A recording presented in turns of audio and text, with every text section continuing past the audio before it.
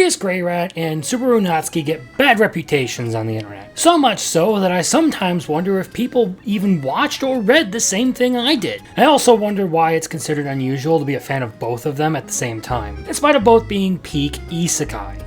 It's funny to me that these two fandoms are so at odds in spite of having so much in common though. Especially since both their authors are such good friends. The stories are very detailed and deal with a lot of depth and nuance, and both get a lot of flack outside of their respective fan bases. And of course, the internet decided that they were going to egregiously misrepresent both characters because they have some glaring flaws. But I mostly blame Twitter for the retardation, because the debate around some of this stuff has been particularly active there since the end of the most recent core of Jobless Reincarnation. It's brought up a lot of the misguided ideas that surround both of these protagonists, and more so Rudy than Subaru. Characterizations that I find to be mindless, banal, and ignorant, so I figured I'd dive into these characters themselves and how they're put together to make some of the most fantastically detailed characters in anime, because I find it unfair that they get so much hate. 俺ようやく分かったよ。自分がまだまだ子供だったって。前世の記憶で大人ぶってただけのガキだって。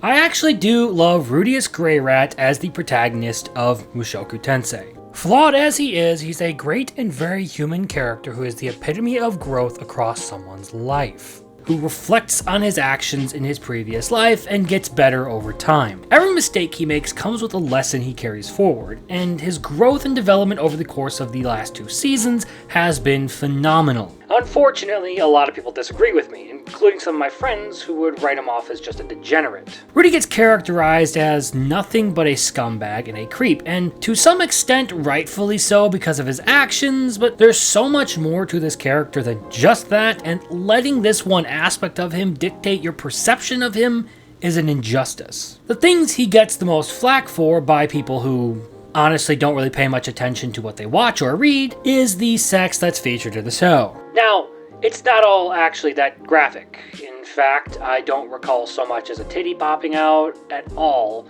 and the closest we ever get is these scenes involving a different character and her sexual appetite rather than Rudy himself. But there are very clear and obvious sexual themes that run throughout the show. And bringing us around to the point, Rudeus is a reincarnated shut-in who spent all his time and money satisfying those fleshly desires. And in the show, he continues some of those trends well into his first 20 years of life. He spends a lot of time as a child doing perverted things and stealing women's underwear and peeping whenever he can, which is stereotypical pervert character shenanigans. But the worst of it is the mischaracterization that he's guilty of some not so nice sex crimes like grooming and PDF stuff. And just to quickly address those, if he were a groomer, and I do realize that there is a section in the book that can be interpreted that way, but was actually a joke, how does that work when he spent years of his life away from Sophie? He was separated from her at like 6 years old, and didn't see her until he was 15 or 16. And Roxy being much older than him, and being away from him for an equal amount of time. He showed no intention of being manipulative or exploitative towards them. The best example you can point to of him being manipulative or exploitative towards them is when he decides to use otome game tactics to butter Roxy up. But even then, you have to have a malevolent interpretation of those actions, and, well, I don't think it fits. And then we get to Eris, who left him after their night together. These characters weren't particularly desperate to be attached to Rudy. Not in any way that shows the true mental breakdown of someone manipulated into a false sense of attachment. To interpret Sophie's actions as her being manipulated or groomed, you have to ignore the fact that Rudy really was her savior from her bullies, and that he was really her only friend. And that's not by any attempt of his to isolate her, it's just the fact that most of the kids in the village didn't want anything to do with her, because she looked like a superb. So then what about the PDF stuff? Well, I have to ask, why didn't he immediately jump on Sophie the moment he realized she was a girl, or attempt any advances upon her before his reunion with her much later in life? To my knowledge, he never once took action against her until she encouraged him to do so when they were adults. When you put these claims under the microscope, they don't hold up. And I could do a whole video in and of itself debunking the claims, so I won't go into full detail here. Suffice it to say, thorough examination of the evidence shows he's innocent of all of these harsher criticisms. But this is all a distraction from the point of the character, and the most important point in this discussion of Rudy as a character is that jobless reincarnation is the story of someone gifted the second chance to live life over again, and to do all the things they never got to. Ultimately, the story of Rudeus Greyrat is the story of growth and second chances. It's the story of a boy coming to terms with his own flaws and being mature enough to finally confront them head on. It gives us a glimpse into the concept of someone with a troubled past, someone who definitively has sins and shortcomings,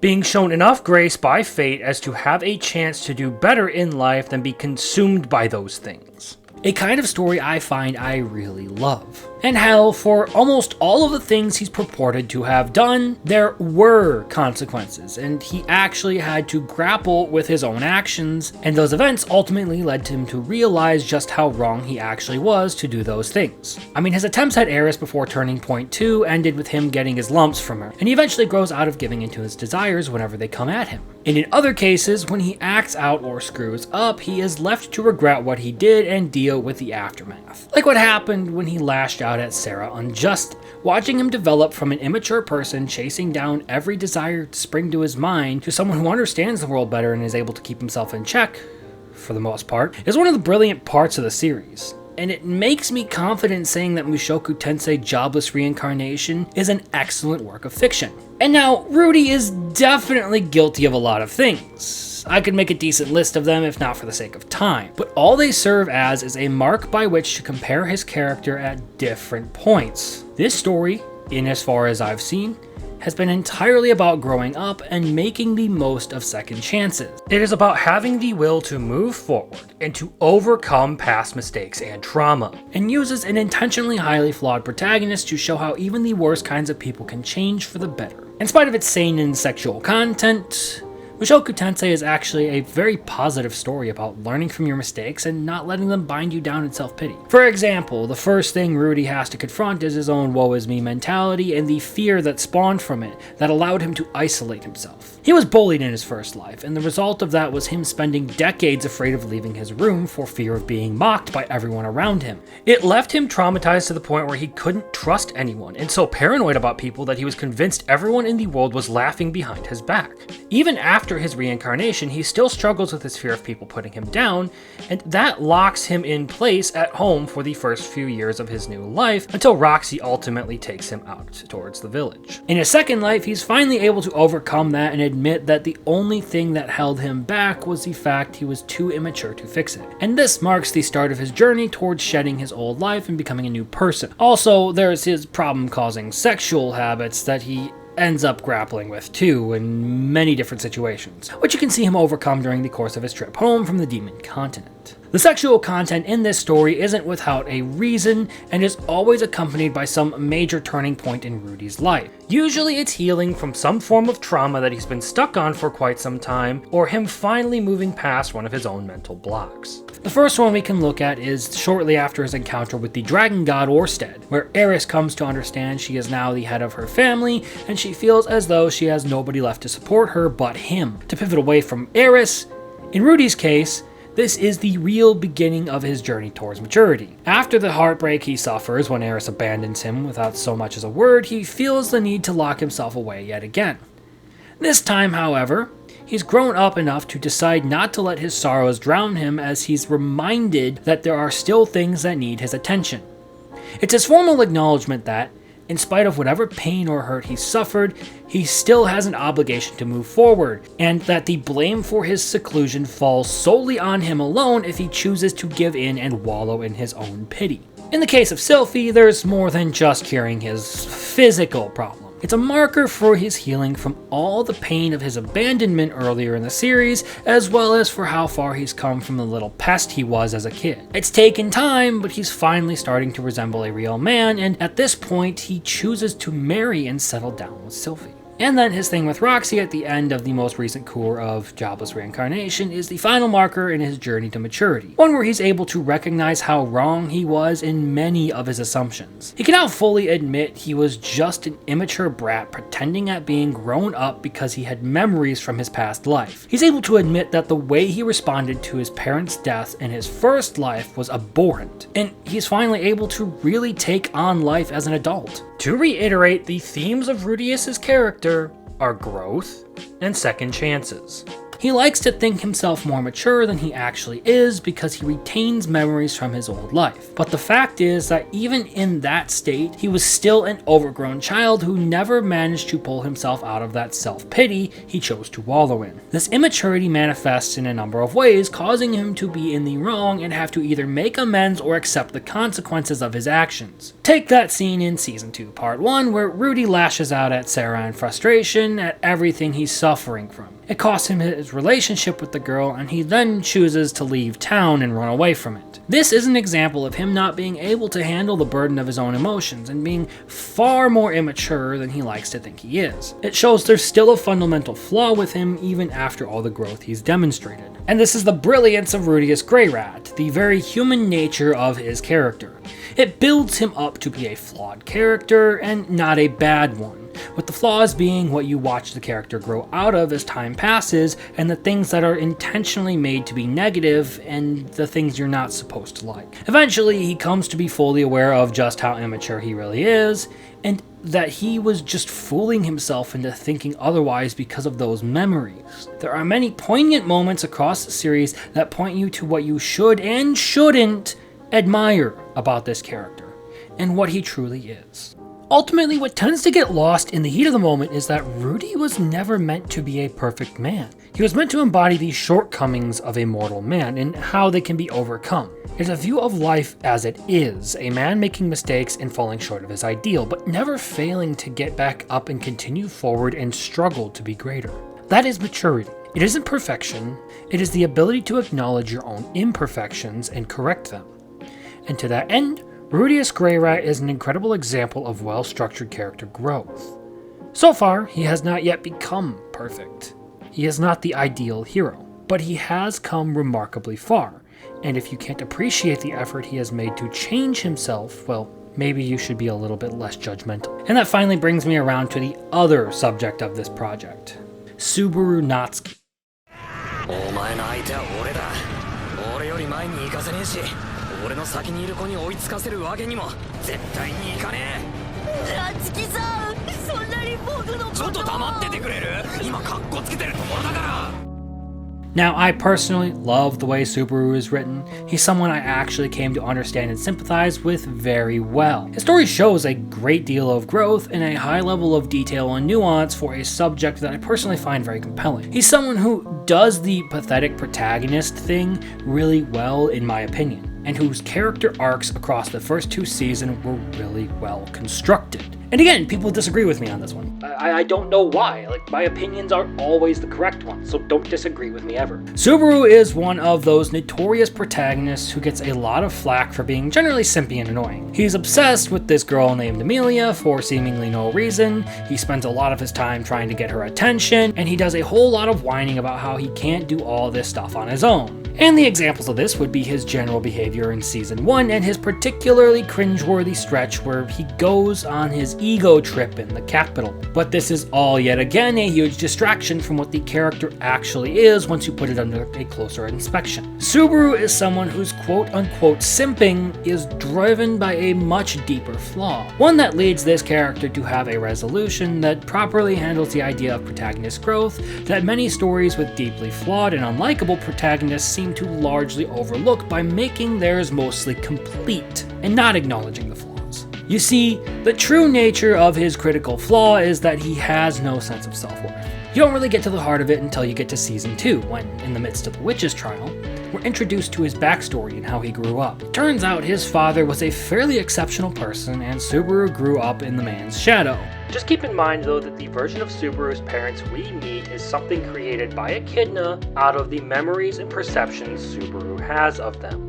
this could be very biased information, and they could be completely different people altogether in reality, but this is the version of them we're shown and the version of them that Subaru believes them to be. As a child, he was fairly exceptional himself based on nothing more than natural talent, but that didn't last very long and he soon faded from the limelight. However, Subaru had already grown dependent on the praise of others and the attention he received, and when that faded, he started to act out in hopes of standing out, going so far as to be a general public nuisance to try to make a place for himself and to get the recognition he craved. But all that did over time was make people avoid him because he was the problem child of the community. Even in high school, when he tried to turn over a new leaf, he still failed to find a place for himself to fill that need to belong. And that resulted in his constantly skipping school until we get to the very beginning of the series, where he gets isekai'd. This is the part of Subaru that manifests his very cringy and attention-seeking personality. All he wants is to belong to something. He wants to be important, or at the very least to know his life matters to someone. But his sense of self has become so distorted that he only sees value in what he can do for others and how much help he can provide. Put another way, he sees himself as below everyone else, and the only thing that can rectify that in his mind is if he were to bear the burdens and to do something significant for them. He will gladly push himself beyond his own limits in order to try to prove to people he's of value to them. The first example of this behavior that comes to mind is during Arc 2, or the Shaman Arc.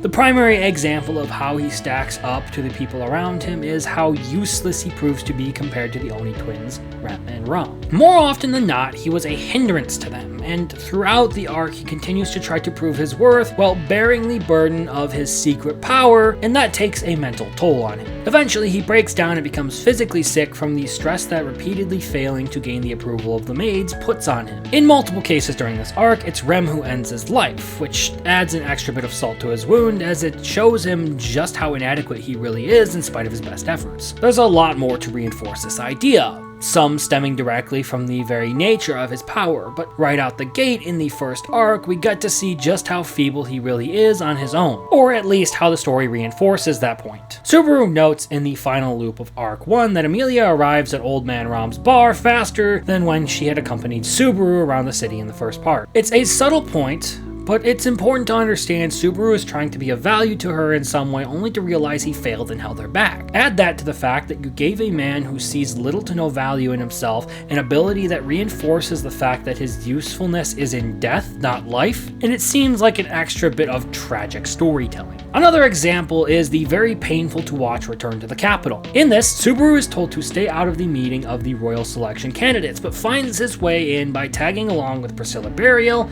and Aldebaran. In doing so, he bears witness to the harsh treatment Amelia receives for being a half-elf and tries to interject himself into the political process, causing a scene that results in what is effectively nationwide embarrassment, a severe beating at the hands of Julius Jaculius, and ultimately forming a rift between himself and Amelia. Subaru's ego and his desperation to be of service to the one person who seemed to acknowledge him as something worth her time drives him to make a reckless decision in jumping to Amelia's aid when she never asked for it and showed no need of it, and had specifically warned him not to attend the event, likely because of that. Later on, when she scolds him for disobeying her order to stay out of it all, he becomes enraged and tries to state that he did it all for her sake, and that she should be grateful for everything he does for her. The irony of this situation is twofold here. Firstly, he's being driven by his own selfish need to feel important to people and doesn't see it. Second of all, he's putting Amelia down into his place to try and elevate himself up,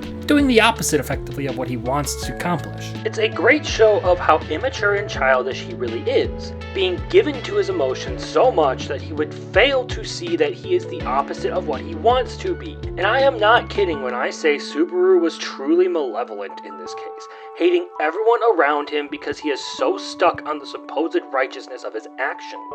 He has warped his own view of the situation just to protect himself. And it's not until much later, when Subaru is training with Wilhelm van Astrea, that he's actually confronted and challenged on the issue of his motivations and pride. This is where he's asked to look at himself and think about who he's really doing all these things for. And Wilhelm points out that all of his efforts to learn swordsmanship are purely to make himself feel better, to feel like he was actually doing something rather than for the sake of being beneficial to others. It's a point to be made about how his desire to be of use and to prove his worth had nothing to do with any good intention, and everything to do with his own ego, and that this was the reason for his lack of advancement. And this can be applied to how he behaves towards the challenges he faces during that loop. Up to this point in the arc, his attempt to defeat the witch's cultists had been based on him using his own ability or tagging along with Rem because of that need to prove his value, and because in his mind he needs to come to Amelia's rescue because it would prove her wrong. He is convinced that he is the only reason that everything works out, and that his ability alone is the linchpin to everything that happens. He isn't so much focused on saving her as he is validating himself in the position of her protector that he placed himself in. Eventually, he tries desperately to plead with people without seeing the real issue, only to realize how little sway he has with words alone, and be rejected by each and every one. Again, his attempt here had less to do with his will to save Amelia and more to do with his will to prove her wrong and himself right in the notion that he is the only good thing that has happened to her and the only one that can save her. The resolution to this is to finally put that ego aside and to do what needs to be done to recruit the help he requires. Ultimately, he is forced to choose between the self-centered and self-seeking desire to be solely victorious on his own merits, the idea that he has to be the star and that he was the one who needed to be the savior, or to acknowledge his flaws and compensate for them with the aid of others. And by extension, admitting that he is not the only thing standing between Amelia and her doom, and that he was wrong to appoint himself her protector, and that his mentality would ultimately drive her into more isolation. And this resolution will be reflected later on in the story too, when it comes to his imminent dealings with the Archbishop of Greed. And this is the marker of the turning point for his character. The resolution to the arc is Subaru accepting that there is a limit to what he can do, but there is always a hope,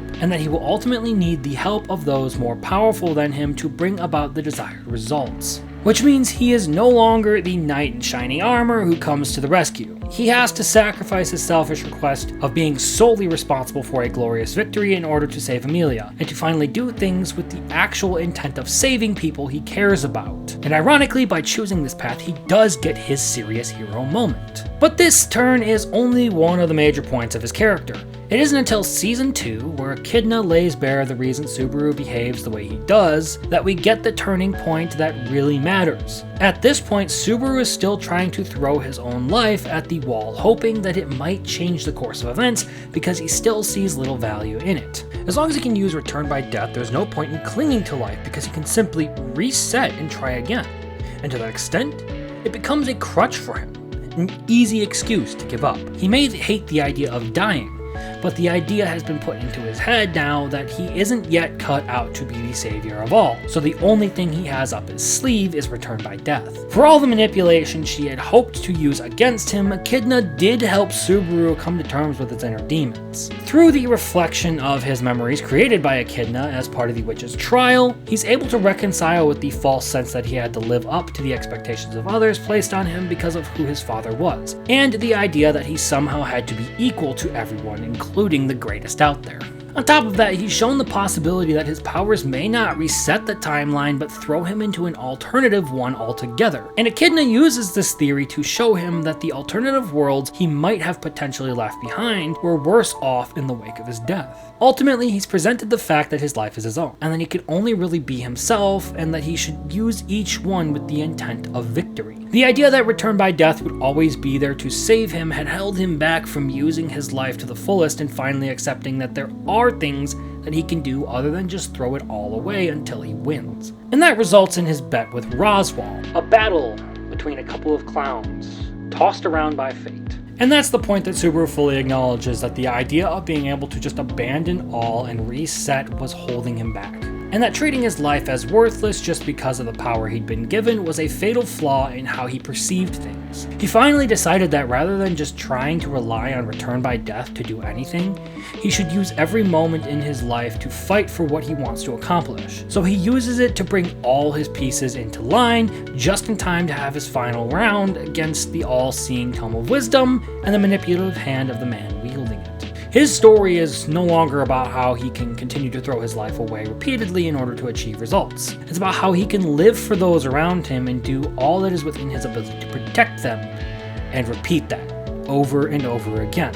And ironically, it's this kind of behavior that earns Subaru the most praise and admiration. It was never grand conquests or his unyielding spirit as perceived by others, but the fact that he was able to bring together so many people to accomplish great things that made the likes of Julius, Reinhardt, Wilhelm, Krusch, and Anastasia evaluate him so highly. He may be feeble alone, but his ability to bring people together makes him outstanding, something kind of in line with his name.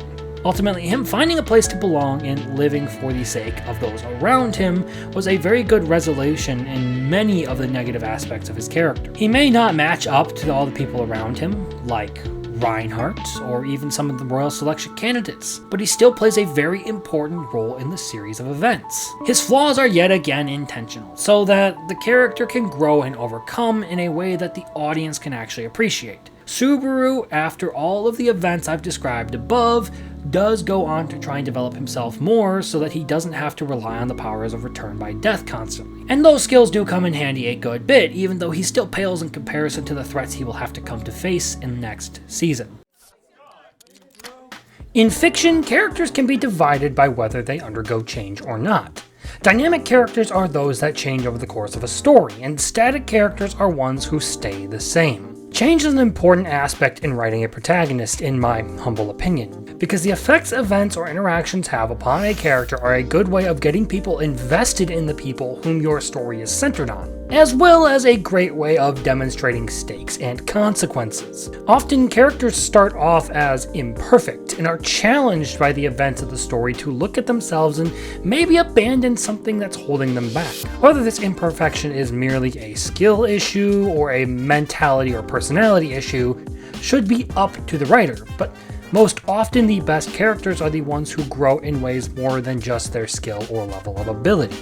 This is why having a fundamental flaw is so important to making characters, because the more flawed a character is, provided he isn't so flawed that he becomes repulsive or you have some other means of keeping people invested, the better payoff you potentially have when that character overcomes their own negative aspects. That's why I think it's a shame that people will just look at the surface and label Rudy a pervert and move on, or label Subaru a simp and not look at everything that built up to that behavior while also ignoring the overwhelmingly positive side of him. And part of that is how shallow people have become. They see the surface level or a singular thing they don't like and form a judgment about these characters, then cement that in their minds as what the character is and don't think much deeper about what brought those behaviors about or how the character actually changes in motivation or personality across the series. In the case of Rudeus, it's usually vindictiveness or some sort of moral grandstanding.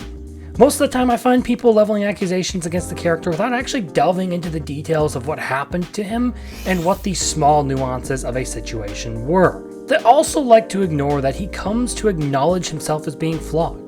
They fail to see that Rudy being a degenerate is something for him to overcome, and anything short of him having to suffer torment and hailfire will not do it for them when it comes to the character's growth, which honestly seems terribly vindictive and self-righteous if you ask me. With Subaru, it's generally just frustration at his antics and finding the character annoying, or the misguided concept that he is solely emotionally frail or immature.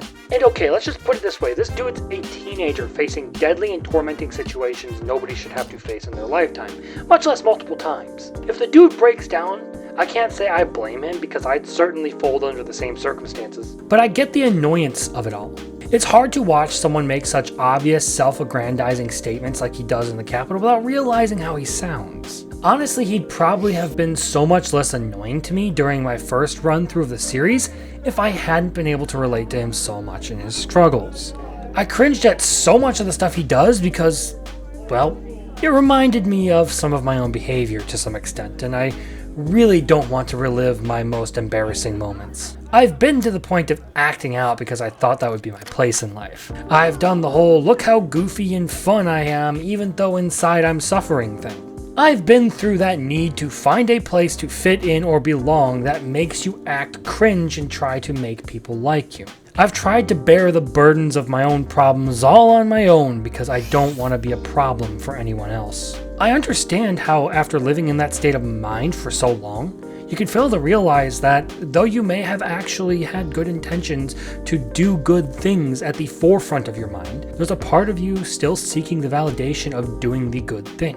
And people, again, will only observe the surface level of the character and not really think any deeper or analyze everything that's going on with this character. And like I said, I think it's a shame. It would be like reading a parable and taking it at face value, because it's also worth noting there are positive values in each of these characters. For Subaru, it should be blatantly obvious, regardless of the subconscious motives he may have and the things that have pushed him to where he is. And yes, I say subconscious because he's largely unaware of his own desire to prove himself until he is told that he behaves like someone seeking validation. He's still someone with largely good intentions and a good heart. Regardless of the outwardly appearance of his actions, Subaru still values others very deeply, is willing to put himself in harm's way to save them, and is genuinely a caring person. All 100% dignified qualities. It's just that, at the root of a lot of it, there is that childlike desperation to prove himself worthy of others, because he became convinced at some point that his life only held value because of what he could do or how special he could be. With Rudy, we get several small things, like a strong sense of justice towards bullying, which is derived from the torment he experienced in his first life, and some sense of being willing to bend the rules a bit in order to save someone's life, like when he blames Paul for the affair when it was Lilia who seduced the man and not the other way around. Aside from his perversion, Rudy's an otherwise normal person. I don't dare say decent morals due to his proclivities, but a clear moral lean away from complete corruption. He has one major negative downside, and everything else about him is normal or good. All that said, he still has a strong dedication to his family that, even though he has some glaringly negative traits, still makes him an okay man in one way or another. Growth is an important part of making a protagonist that people will like or relate to, starting with a so-called fatal flaw and growing them out of it slowly, or providing a chance for them to completely overcome it, has the power to really make people like a character. Overcoming adversity, even small personal adversities, makes a character human and far more relatable to the audience. We like to fantasize about facing and overcoming adversity ourselves, so there's something inherently endearing about our favorite fictional characters doing just that. People seem to relate more to others who struggle the same way that they do, for better or for worse, than those who share positive qualities or similar interests. The idea of a shared burden or struggle brings people together, and I imagine that most of us like to believe in our ability to overcome those struggles and prove ourselves stronger than the things holding us back. If only everyone was like that. So without development, characters become flat. They lose the essential part of being human, that is trying to overcome your own weaknesses, especially when they have some glaringly dissuasive issues that never change. The case of Takemichi Hanagaki is an excellent example of a flat main character who never overcomes the biggest problem he has. Takemichi is the same archetype of protagonist as Subaru Natsuki, the low-powered MC who can't do much aside from use his meager ability to manipulate events to try and steer things in a certain direction. But the main difference is that Takemichi never has his get smart or get strong moment, and never gets called out for being a spineless, do-nothing wimp. And because of that, he's largely viewed as the worst part of his own series by everyone who I've talked to about Tokyo Revengers. He lacks an aspirational or inspirational quality that is desirable enough to outshine his weaknesses. I mean, nobody wants to be the guy who just sits there and cries for someone else to fight his battles. And the combination of the fact that he sucks as a character to begin with, and the fact that he never grows out of it, places him soundly at the top of the list of underdeveloped protagonists. And if I'm saying that after all the isekai I've watched, you really gotta suck as a character. In almost perfect contrast, Subaru gets his bluff called in Arc 3 by quite a few people, forcing him to confront his own insecurities and ultimately grow out of them. He has to acknowledge that his pride should come second, and that just because he can try to jump in and help doesn't mean he actually is helping. In fact, by letting his pride and quote-unquote sense of justice dictate his actions, he ends up doing more harm than good. Julius, Amelia, Wilhelm, and many others all point out that Subaru is the one in the wrong during his capital visit. But ego and desperation blind him to the point of repeating the same mistake over and over again until it mentally breaks him, and it's an excellently written arc. Of course, this requires your character to start off in a state that isn't perfect, or at least be able to acknowledge weakness where it lies at one point or another. And that is a risk in and of itself, because negative qualities can be a huge turnoff if not handled or done correctly. You're not going to see a bunch of people sympathizing with a murderer just because... Oh. The fact that the development of the two characters I've discussed is so precise and thought out is what makes them so remarkable in my mind. You can trace the path of their development and look at the details of every situation and really get into the weeds about how it all ties together. It's a compilation of loads of little details and small mental self-checks that slowly develop a character into the point where they can finally make a choice on the matter of changing themselves. Subaru is a bit more dramatic, if you ask me. It builds up the stress of failure upon failure until ultimately there's nowhere for the pent-up pain to go, and then opens the floodgates for a resolution in his character that totally reverses the situation. See episodes From Zero and Parent and Child if you want to know what I'm talking about. And this is very much in line with how Tabe Nagatsuki likes to write things. He loves to build things up to the highest highs and then drop them off a cliff into the abyss and start all over again. It isn't until Subaru is forced to hit the lowest of low points in his life that he's actually able to make any headway in his own personal struggles. It isn't until he's trying to give up on saving Amelia that he's finally able to see the light, and he can really find stable ground in the wake of everything that he's been through to that point. And later again, when he's about in the deepest despair of his life, struggling to overcome Roswell's manipulations, right before finally accepting that his life is worth more than just being thrown away. And it may not seem like much now, but the motivation change and the core problems that plagued the young man being gone definitely shine through in Arc 5. Rudeus's changes, on the other hand, are far more noticeable. I mean, when you start off as a child prodigy sex pest and later grow up to be a mostly normal man with a wife and family who adores the people close to him, it's hard not to see the changes reflected outwardly. But here again, it is the low point forcing someone to make a decision and finally move past their flaws that drives home how someone can change from the hardships life presents. He gets beaten down by life over and over again, only to take each beating and carry away from it something that will change the shape of his life going forward. Yet, because he doesn't suffer some wildly disproportionate retribution for perving out at a young age, a lot of people aren't willing to look past it. And that begs the question, is punishment necessary for growth and redemption? Hardship certainly is, as I don't know any person who grew up in unchallenged affluence that turned out any less than a softie. But the idea that someone has to suffer to expunge their sins is something I don't find to be wholly reasonable. And I can get into that in a future video. Still, I admire the daring take on a protagonist whose flaws would generally render him an unlikable person in real life, growing up and becoming a much more controlled person. If you think Kid Rudy and Adult Rudy are exactly the same person, I have to wonder if you even experienced the same thing I did while watching this series. There are deeper fundamental things to be drawn out of each character, things that I truly do find worth a thought. In the case of Subaru, it's about the value of a life, about how even if you are insignificant compared to those around you, you can still be of value to them innately. And with Rudeus, it's about how a simple second chance is all it takes for someone to turn their life around. But you have to be willing to take that chance and face the hardships head on to overcome them. Caving to your own weaknesses and desiring things to be easy will get you nowhere. Flat characters generally aren't as moving or compelling in the same way. Not that they can't be done, I'm sure they can, but as I said, it's far easier to hook people with a shared struggle or the aspirational value of overcoming something to be a better person. You can pull off a flat character, but without something to really make your character feel like they've grown or changed, it may quickly become boring and people will lose interest. And not a lot of other characters actually reach the level of depth that these two that I've discussed do. And that largely contributes to these two series standing head and shoulders above the rest of the isekai genre for just how well they decide to handle these subjects. They're deep, complex, and very thoroughly constructed protagonists. That's why this whole project exists. That's why I wanted to talk about them. These two series have been ones that, no matter how many times I revisit them, the story continues to deepen and the level of impact their big moments have on me never change. That's the power of superb character writing. The power to be rich and fulfilling regardless of how frequently they are viewed, and not many stories achieve that in a manner similar to these.